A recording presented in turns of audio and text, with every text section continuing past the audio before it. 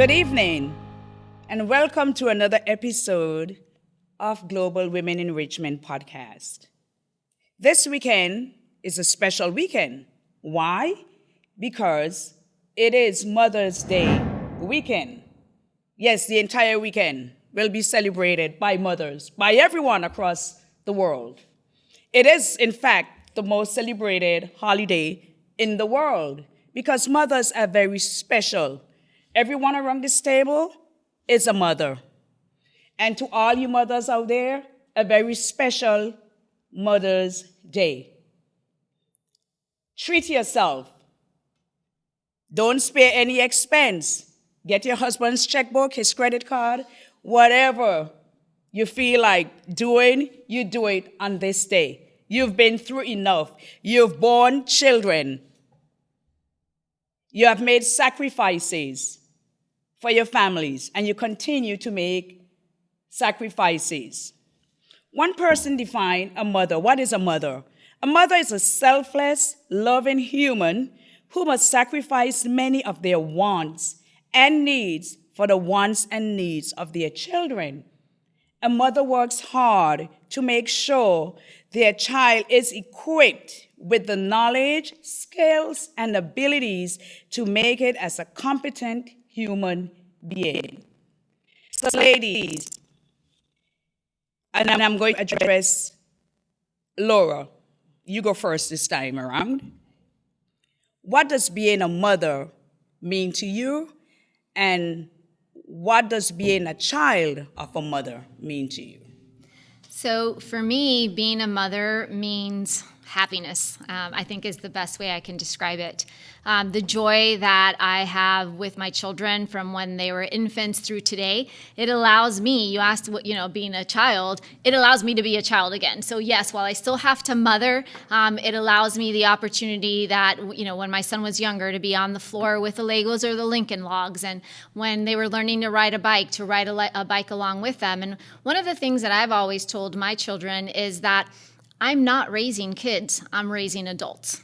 And to me, the most important part of motherhood is how we prepare our children to be responsible, great producing adults for the community that they will be living in once they get to adulthood. Because if you're raising kids, you're raising them to play with Legos and Lincoln Logs. But if you're raising adults, you're really focused with beginning with the end in mind. And the end is where they can eventually, if they so choose and are able to do so, to be a mother, to be a father, and to really be someone who is a head of a household. What it means to be a child, I am blessed with a wonderful mother. Some of you have heard me talk about her before, and I'm forever thankful for the example that she set and my grandmother set, Mima, for us growing up so that we could deliver, that learning to our children today. Beautiful. Paola, I would ask you the same question. What does being a mother mean to you, and what does being a child mean to you? Well, I'm a mother of two. They are 28 and 25 years old. And to me, they mean the world to me. And being a mother is like being a protector, being a caretaker, being a provider for my two kids. Because at a very young age, I became a single mom. You know that, Vinoria, since we're in school, you helped me move to this other place that, you helped me pack, and I'll never forget this. So my children, really, they are like the center of my life. I work hard, that's true, and then it's just to be the provider that I am, and I'm still, today to them. And as far as and then they respect me, they love me, and then this is where I'm coming from. And then I leave to see Mother's Day, and then the cards, the beautiful cards that I receive, and then the wording on them. It's just it's so beautiful. Now people are doing e-card, but I still love my card, copy card, because I keep them and I read them. And then to see what reflects on those cards to me mean the world, and then I look forward each time to read them, to see the mother that I am to them. And then and then I have to say, I know we're talking about Mother's Day. At the same time, you guys have your family, the husband is still there, myself as a single mom. And then to be that person for them And then I could say that I am blessed being the mother that I am and then having those kids that I have, because I had no pregnancy, no drug, no tattoo, nothing. And then my kids are like, good student. They finished their school. They are working and they are professionals. And then they still say, Mommy, every time I do something, you're in my head, because that's the what I give them. That's what they have, the structure that they have. And then they are everything to me. They're my life. As far as like being a child, I will not talk about this because I didn't have a beautiful childhood, either for the mother side or the father side. And then I have a lot of females, women, beautiful, amazing ladies that have adopted me as their children. And then I'm very grateful for them for giving me love, for being there for me, for being a grandma to my kids. And then I'll cherish that always. Some of them have passed away, and then peace, with them. And then, but I am living, and then so I did good. My children are the love of my life. Thank you. Beautiful. And we love you, P. We do. The Global Women Enrichment and the listeners out there Thank you. sure feel the same. Thank you so much for that. And Dr. Brung, I would ask you the same. And before I go on to Dr. Brung, though, guess whose birthday it is today? It is Dr. Brung. So happy birthday to you. Thank you so much. So the same question. May the 8th, it's my birthday. Today is my birthday, and I'm not ashamed to tell you I am 58 today. I can't believe that. That's impossible.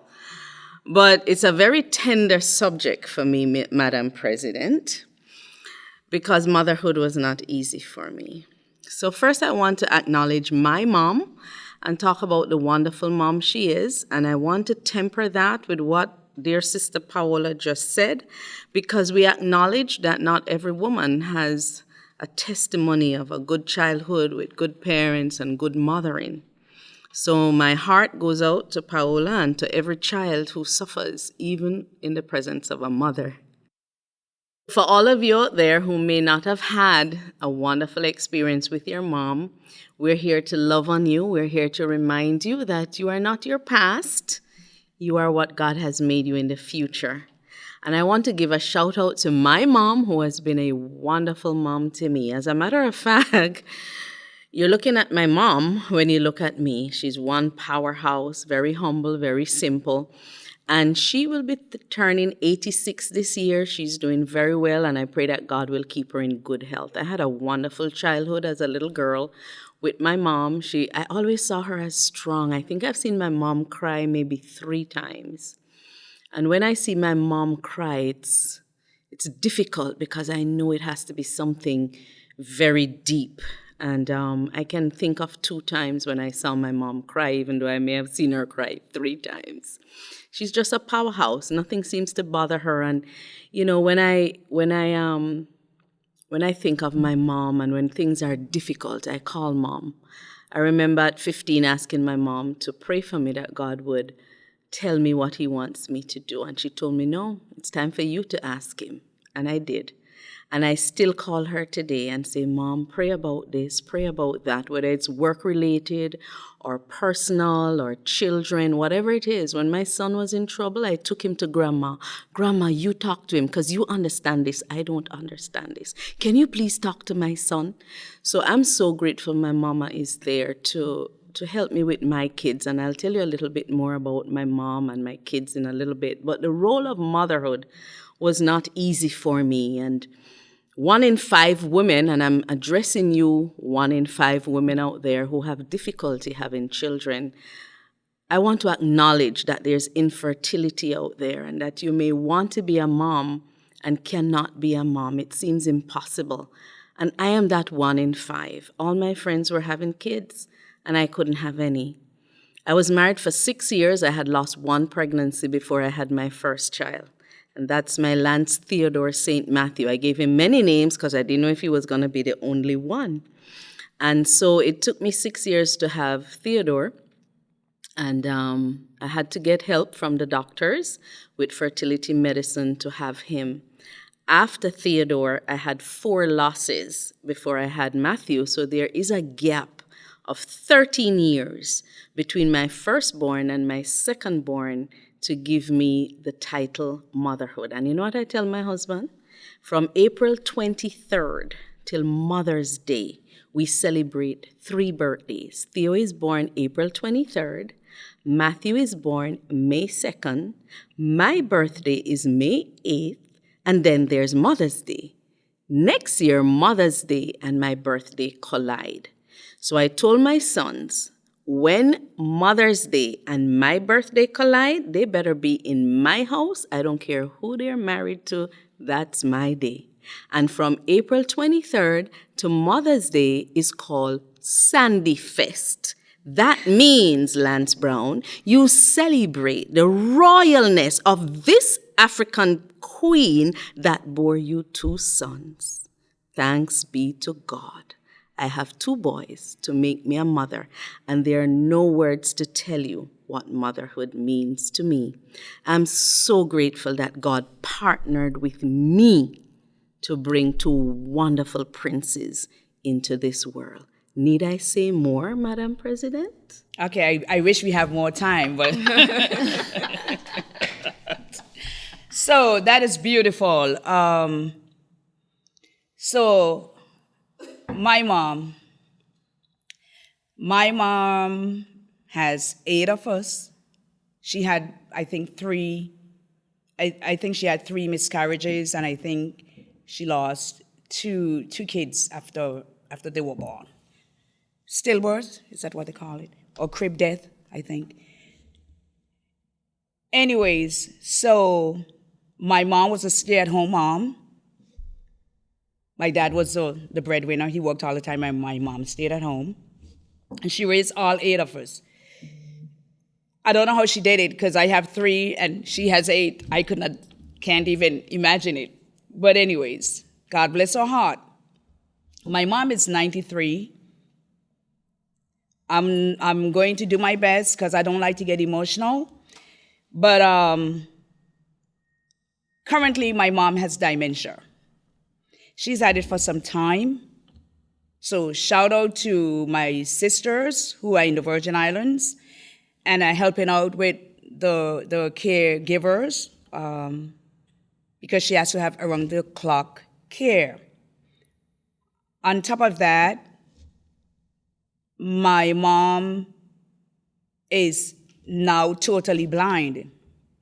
Those of you who have your moms, just be grateful each day that she can still speak to you. She can communicate. And you can pick up the telephone and you can talk to her. And she can see you. Because my mom cannot see me. She cannot speak to me. I'm not even sure if she can hear me. But she's still my mom. And for whatever reason, she's still among us. God knows, you know. Everyone is appointed. Everyone has an appointment time with him. And it's not even funny, but just to give you a little story, sometime last one, she had to be rushed to the hospital. My mom has every sickness known to man: blood pressure, diabetes, blind, dementia, everything, right? She got pneumonia, right? And they thought that, and they would not send the ambulance because they were thinking maybe she has COVID. So the nurses could not come out and all that stuff. So anyways, they took her to the hospital. Of course she did not have COVID, okay? Even having all of those, you know, all of those factors, underlying conditions that could, you know, make you be an easy target. In God's infinite wisdom and protection, she's protected from COVID, right? My sister tells me that she believes she hears because depending on who is speaking to her, she has a different chuckle depending on the voice that she hears. So shout out to my sisters out there. You keep taking care of our mom, I haven't seen her in a while. I usually try and go home like every other year, but because of the pandemic, I could not do it, and I don't know when I'm going to be able to do that. But she's still with us, and we love her. I have to say, I never knew what true love was until I gave birth to my first son. And when I realized first of all, the pain you go through to actually give birth, and then you see that that little person has all his fingers and toes, and he can see, and he's healthy. And then you have to be up, you have sleepless nights. When I got my first child and I went through all that, I had to pick up the phone and call my mom and say, Mom, I really love you. Because until you have a child, you never know what it is your mom has gone through with kids. So I am grateful for my children. As I mentioned, I have 3 beautiful children, 2 sons and 1 daughter.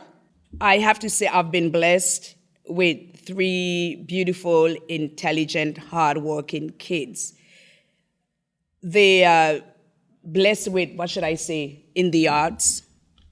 I am grateful to God each day for the children that He has blessed me with, the respect they show me, the love, and I could not have asked for better kids. So to God be the glory for that. If you're a mother out there and whether you're single or you're married, and it's not every day that you and your kids would see eye to eye. Sometimes, especially when they become teenagers, you're like, who are these people? Why are they here? But you have to be patient and you have to be the adult in your family at all times and keep that family together and let your kids know that you're always there for them, because that's what mothers do. We sacrifice, we make sacrifices, we dry the tears from our kids' eyes, we listen to their pain that they go through, especially when they're teenagers. We do all that for them because guess what? Someone before us who brought us here, they did all that for us. Like I said, my mom has 8 kids, so I just can't even imagine. But thank God that all 8 of us are still alive and breathing, and we are there to help our mom and now go through all this that she is going through. Let me just read a poem for you, and this poem is written by Catherine Nelson Davis. And this poem says, "What is a mother? A mother is someone to shelter and guide us, to love us whatever we do, with a warm understanding and infinite patience and wonderful gentleness too.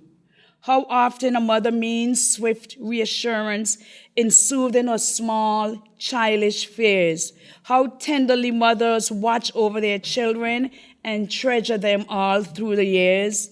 The heart of a mother is full of forgiveness for any mistake, big or small, and generous always in helping her family, whose needs she has placed above all. A mother can utter a word of compassion and make all her cares fall away. She can brighten a home with the sound of her laughter and make life delightful and gay. A mother possesses incredible wisdom and wonderful insight and skill. In each human heart is that one special corner which only a mother can fill." That is so true, because I have found no matter who is at the home, if mommy is not there, the home does not feel complete. So mothers out there, again, happy Mother's Day to you. Be nice to your family and be nice to your mothers and treasure them, because you can get anything else in this world. You can get another husband, you probably could get another child, but there's only one mother that you will ever have. God bless you.